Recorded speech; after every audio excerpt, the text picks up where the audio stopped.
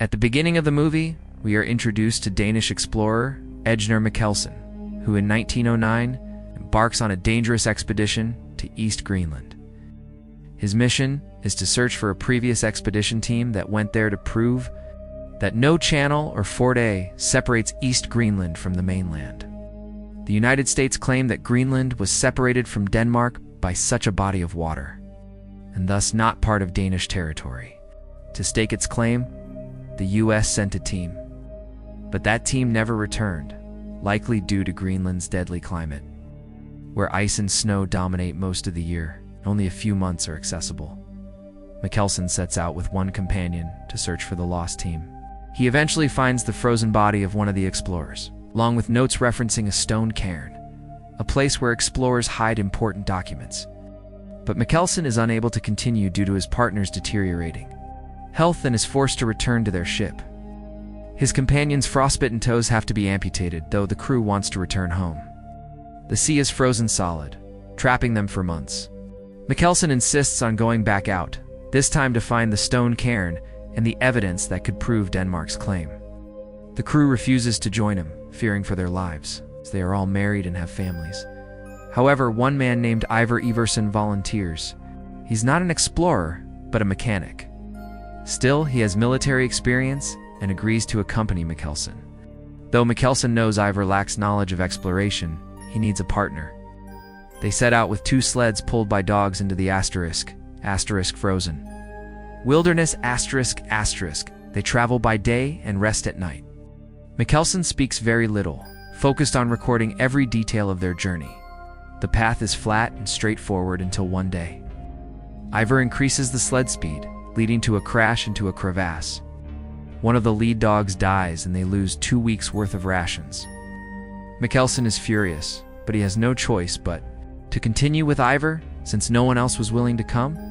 They reach a frozen river, cross it, and continue deeper. Ivar asks Mikkelsen why he chooses such a dangerous life, isolated, risking death.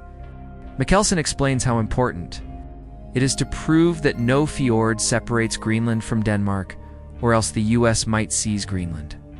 He turns the question back on Ivar, who says he fixes engines because he's good at it. Mikkelsen replies, "I do this because I'm good at it too, and I enjoy it."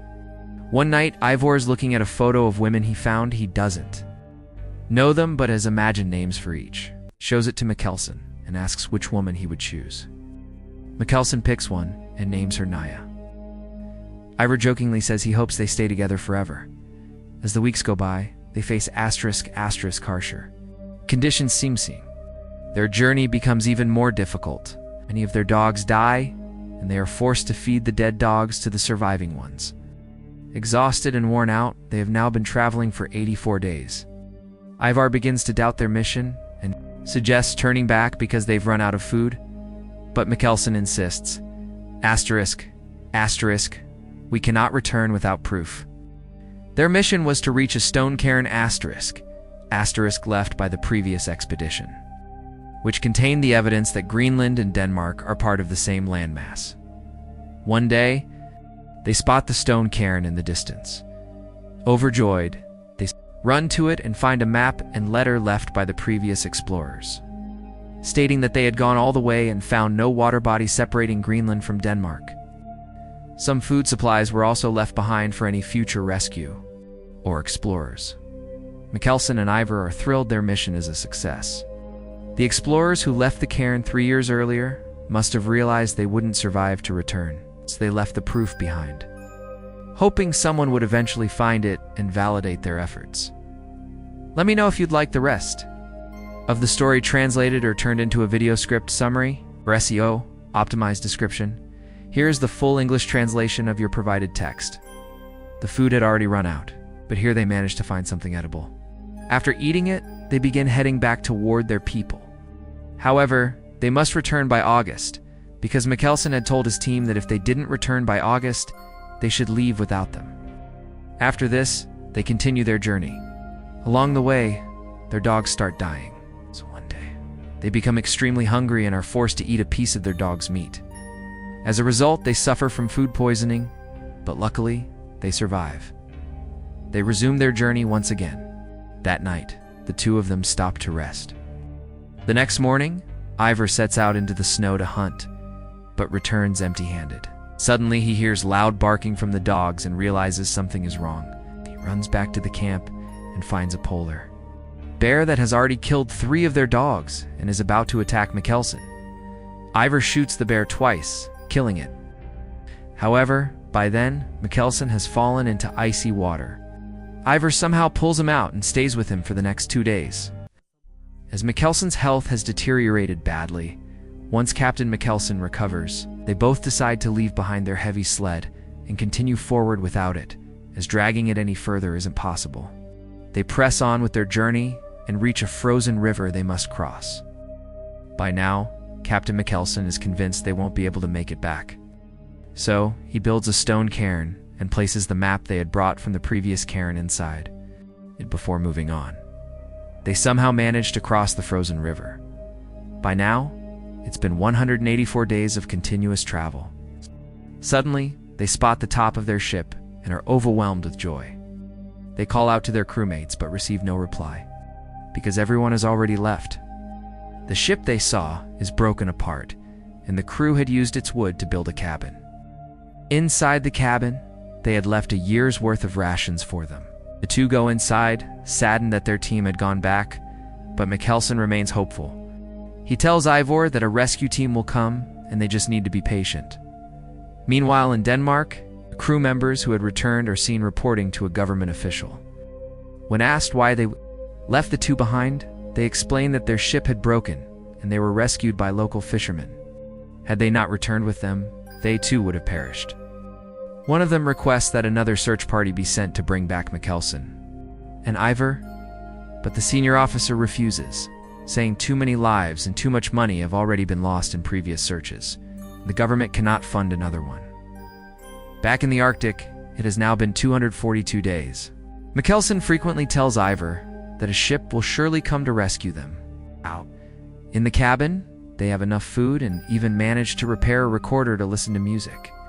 One night, while Mikkelsen is asleep, he dreams that the stone cairn they built is being destroyed by a polar bear, and all the evidence inside is being ruined. He wakes up in panic and tells Ivor they must retrieve the proof. As it may not be safe, the journey was only supposed to take a month. They take some food and reach the cairn site, where they find that many stones have been scattered.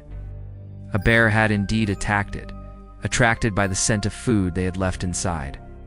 Mikkelsen is terrified, but upon checking, they find that all the evidence is still intact. Overjoyed, they both rejoice. Ivor asks Mikkelsen how he knew, and Mikkelsen replies, "Dreams always mean something." They are now 200 miles away from their original location and must return quickly. Before leaving, Ivar had suggested leaving behind a note to show they were still alive, but Mikkelsen didn't agree, saying they would return soon. Now, as they head back, the ice has melted. A search team had come but found no one, assuming both men had died. This means no one else will come for them now. Ivor is devastated by this realization. Mikkelsen is furious, realizing they should have left a note. With their food supplies slowly running out, Mikkelsen begins to lose his mental stability, starts hallucinating, seeing a photo of a girl he named Naya, and constantly talks to her.